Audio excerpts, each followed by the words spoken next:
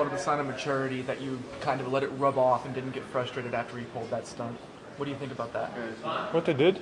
After Russell Westbrook put a forearm into you, he said that was a sign of maturity on your end not to get frustrated with that. Yeah. I don't know what to say. I mean, I just wanted to play, so that's it. They were physical with you guys as a team. How do you think your team responds to physical play? I think we responded great. I mean, we missed. I don't know. Coach said like 20 open wide shots. We missed like 15 layups, nine free throws. So we just missed shots, wide open shots. So those are the shots that we are making, all of us. So I think that maybe it's that one of the days that we couldn't make shots. Was there a sense of just being tired with such a physical camp and then preseason that you guys have done? Coach alluded to that just now. Maybe. I mean that's not excuse, but I think maybe it's like maybe adrenaline because of home crowd, first game in new season. So like, maybe it's that. I don't know. We just couldn't make shot. You guys now have a week before you play for real. Just what kind of becomes the priority for you, for the team overall as you I think go through the next rest a little bit, and then get back in the gym and work on stuff we didn't do good in the preseason, and work on stuff on what we did good in the preseason. So I think we have a really nice period, like 7 days, that we can really get better. What do you feel like are the biggest things you guys do need to work on? Turnovers. Today we didn't have that much, and defense. Defense. We cannot have 15 points in our paint in every day. So just those things. You had to get up there and pretty high and some pretty quick guard in Russell Westbrook. How did you feel? He's fast. Yeah, he's really fast. The game is always hard when a team doesn't make shots. How do you overcome that? How can you win games? Because you'll have the games like that during the season. We came back. We made a couple shots, and then we came back, and then we had some stuff that we ran. I think in that position you just need to play aggressive, like just attack, and if you're gonna make shots, then go to the paint and make a layup, whatever. Coach, troubleshooting tonight outside of Will Barton. How do you sum this one up? I thought we had great looks. I mean, we had a lot of wide open shots that didn't fall. We missed 9 free throws and we missed 15 layups. First half turnovers were an issue. Did a much better job that second half of taking care of it. And at halftime they were shooting 50. Second half they shot 36. So the defense was better second half, aside from the Paul George 4 threes in the fourth quarter. But they're a good team, and there was an opportunity for us to measure ourselves against a very talented team. And we can't get out-rebounded by 10, and we can't turn the ball over as much as we did in the first half and spot them in lead and have to play spirited basketball to get back in the game. Allie, you mentioned Will Barton. He was a great spark off the bench, made some plays, and got us back in it. How was the defense able to start clicking there in the second? They made some key subs. They got some of the key guys out, but it was just a matter of. I thought Will Barton played some really good one-on-one defense. He had some great possessions guarding Paul George, who's not an easy player to guard. We started rebounding the ball a little bit better and igniting our offense, getting out. But it was just a matter of at halftime we challenged them to defend better and take care of the ball, and we did that in the second half. When Will is hot like that, how important is it to get in the ball and continue to feed it through him? Yeah, obviously, the numbers bear it out. When Will plays a certain number of minutes, he is a load, and he can score, he can play make. It makes everybody around him better, and I think we saw a little bit of everything tonight. The rebounding, the scoring, the playmaking, and he's a guy that is a luxury to have because he can create his own shot at any time. How would you assess Jamal's game starting at point guard tonight? Yeah, I think obviously. He's 2 for 8, and our starting lineup and our bench 34%. And I don't know if you saw the same thing I saw. We had great looks. I thought Jamal did some good things, and we'll watch the film. And guarding Russell Westbrook's not easy. That was a hell of a challenge for any player, mind you, a 20-year-old second-year player. But I thought Jamal was solid. He came up to me and apologized because he wasn't making shots. So you never have to apologize. If you're taking good shots, I want you to keep shooting it. And he's going to be fine. Did you see that aggressive side from him tonight that you've been looking for more? Yeah, it was there. I didn't think he was passive out there. The one game against LA, I thought he was very tentative. very passive. I haven't seen that Jamal Murray since, and I don't want to see that Jamal Murray. Obviously, when your shot's not falling, you have to find ways to impact the game in other ways. And he tried to guard and he tried to make plays for his teammates. So, every game is just another learning opportunity for Jamal. He's so young and his potential is so large. What are you seeing out of the big man rotation, Jokic, Millsap, Plumlee, when you kind of rotate them the way you rotated them? Yeah, tonight is hard because they play so much small ball. I mean, it's, so we're out there playing two true bigs and Paul and Nikola, and they have Carmelo at the 4. And then they have one true big, and they take Adams out. They have all smalls, and we're trying to play Mason and Paul and Nikola. But I think for us trying to have either Nikola or Paul on the floor at all times will be good for us. It will give us a security blanket, a guy that we can play through at all times.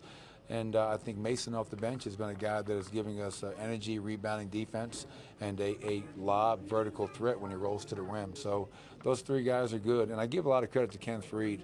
I went into the game thinking I was probably going to play a lot of small ball because of the matchup, but also to give it a look. We haven't looked at that much this preseason. And I've been around a lot of vets who, if you ask them to go in with 6 minutes to go, they really wouldn't want to. Kenneth, he was all over it, took advantage of the opportunity, and I thought he went out there and played a pretty good 6 minutes after being on the bench for as long as he was. What happened to Wilson Chandler in the second half? Torrey Craig ended up starting for him. I just shut him down. Wilson is just, I want to make sure he's healthy. The goal number 1 coming out of this game tonight was to make sure we were healthy. And, I thought Wilson played some minutes. Obviously, he struggled to make a shot like most of the guys on our team, but I don't want to risk any further injury when it's not necessary. What do you think of the defense? Even though you guys weren't shooting well, you still kept it pretty close with OKC throughout most of the game. Yeah, obviously, I think, guarding Westbrook, George, and Anthony, that's three-headed monster right there, and it's a challenge. But I thought we had some good possessions, and we had some possessions, for example, fourth quarter, we let Paul George get loose for 4 threes. That can't happen. It's a close game, and next thing you know, it's broken open a little bit because of those 3s. So we have to be a little bit more disciplined of knowing where the shooter is. He's an all-star. He's the one guy on the court that you have to know where the hell he is, and we lost him way too many times. So there are some good things, and once again, we'll watch the film and clean up all the areas that we need to.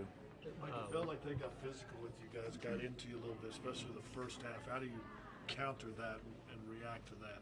Yeah, I thought they were, you go back to the last game we played them when we were eliminated from the playoffs. There was some chippiness in that game, and to be quite honest, I thought some of that carried over to tonight. And, they're a physical team.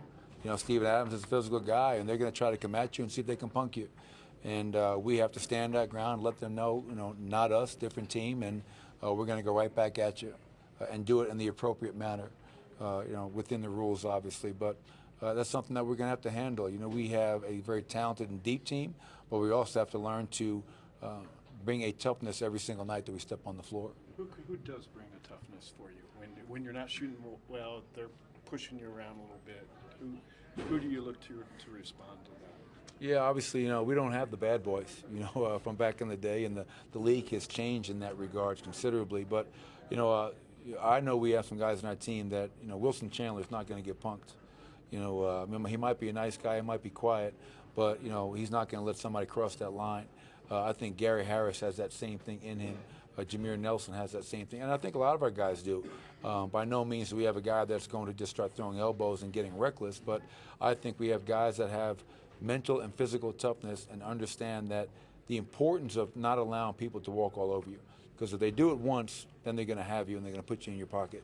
Nelson was a backup point guard tonight. We didn't see Emmanuel till late in the game. Just anything we should read into that? No. If you've been following the preseason, you'll know that everybody sat a game, and Emmanuel had played every game up until tonight. Jamal sat one game, and Jameer unfortunately had to miss a couple of games because of injury. So this was an opportunity to get Jamal back out there, get Jameer some minutes as a backup, and obviously Emmanuel had played all 4, and this is the one game that he was going to sit. I think that flagrant one by Westbrook at the beginning kind of set the tone like you were talking about. You mean the flagrant 2? Oh, that's right. They called it a flagrant 1. I apologize. Yeah, that goes back to last game here. That was sending a message, and what I'm proud of with Nikola is he took it and it didn't affect him. Now, obviously, we all struggle to make shots, but I think that is more of a sign of fatigue and the fact that I've been probably working these guys a little bit too hard. When you're missing all your shots short, that means you have no legs. And I think our legs are gone because it's been a pretty demanding training camp and preseason. But yeah, Harrison, I think there was a message trying to be sent, and hey, good for them.